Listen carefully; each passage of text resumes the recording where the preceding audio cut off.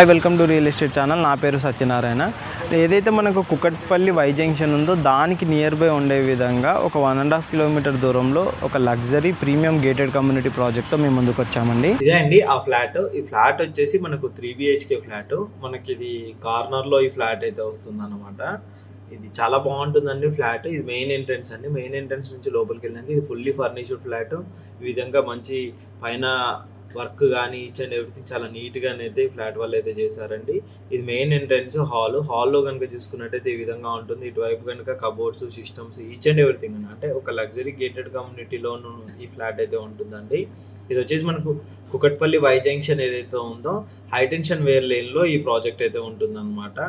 అంటే మనకు Kukatpally Y junction నుంచి స్ట్రైట్గా లోపలికి వెళ్ళినట్టయితే ప్రాజెక్ట్ వస్తుంది. ఇటు వివేకానంద నగర్ కూడా కనెక్టివిటీ తోటి చిత్తారమ్మ టెంపుల్కి నియర్ బై అయితే ప్రాజెక్ట్ ఉంటుంది. ఇది వచ్చేసి మనకు బెడ్రూమ్ అండి. బెడ్రూమ్ వచ్చేసి ఈ విధంగా ఉంటుంది విత్ అటాచ్డ్ వాష్రూమ్ తోటి. చుట్టూ కబోర్డ్స్ విత్ గ్రీజర్స్ అన్నీ కలిపి వీళ్ళైతే సేల్ చేస్తున్నారండి. With 3 BHK flat. దీనికి సైజ్ అన్ని డీటెయిల్స్ కూడా మేము కింద డిస్క్రిప్షన్లో మెన్షన్ చేస్తామండి. అండ్ ప్రైస్ డీటెయిల్స్ కూడా మేము మెన్షన్ చేస్తాము.